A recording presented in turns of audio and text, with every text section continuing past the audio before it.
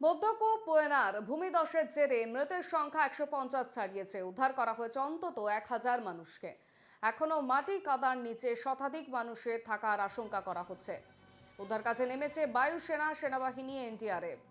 কেরালার ওয়েনার জেলার বিভিন্ন জায়গায় সোমবার রাত 2টো থেকে ভোর 4টের মধ্যে 3টি ভূমিধসে মাটি কাদার নিচে চলে গেছে। গ্রামের পর গ্রাম এবং ধস বৃষ্টিতে ধুয়ে গেছে একটি সেতু, রাস্তা।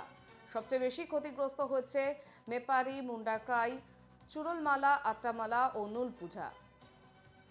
বহু মানুষকে ভাসিয়ে দিয়ে গেছে চালিয়ার নদীর স্রোত এবং ওয়েনারের ভূমিধসে প্রাণ হারানোর প্রতি শ্রদ্ধা।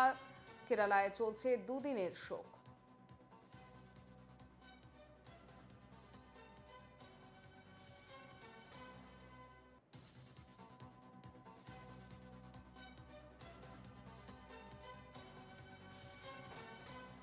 আমাদের সঙ্গে টেলিফোন লাইনে রয়েছেন প্রতিনিধি বাসব রায়। বাসব, আমরা ওয়েনারের ছবি দেখেছি এবং কি আপডেট রয়েছে এখন এই বিষয়ে? ওয়েনারে এখন পর্যন্ত মৃত্যুর সংখ্যা 164। এইটা সরকারি হিসেব। সব পক্ষই নেমে গেছে ওয়েনারে উদ্ধার কাজে। সেন্ট্রাল গভর্নমেন্ট থেকে পাঠানো হয়েছে বায়ুসেনা, সেনাবাহিনী, এনডিআরএফ। কেরল সরকার খুব চেষ্টা করছে যাতে যেভাবেই হোক সবাইকে উদ্ধার করা যায়।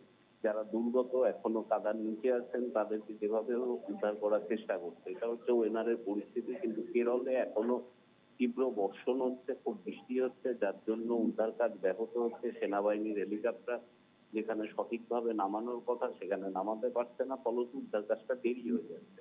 ওয়েনারের বৃষ্টি এবং ধসে একটা ব্রিজ ভেঙে গেছে, 2-3টে রাস্তা একেবারে উড়ে গেছে, জলে ভেসে গেছে, যার জন্য সেনাবাহিনী অস্থায়ী ব্রিজ তৈরি করে বিভিন্ন ভাবে উদ্ধার কাজটা চালিয়ে যাচ্ছে। কিন্তু আমাদের মনে রাখতে হবে ওয়েনার জেলার 4-5টা জায়গায় ভূমিধস হয়েছে এবং 2-3বার করে হয়েছে, যার ফলে অন্তত পক্ষে 4-5টা গ্রাম সম্পূর্ণ কাদামাটির তলায় চলে গেছে। মৃতের সংখ্যা আরো বাড়তে পারে, এই ধরনেরই আশঙ্কা করা হচ্ছে।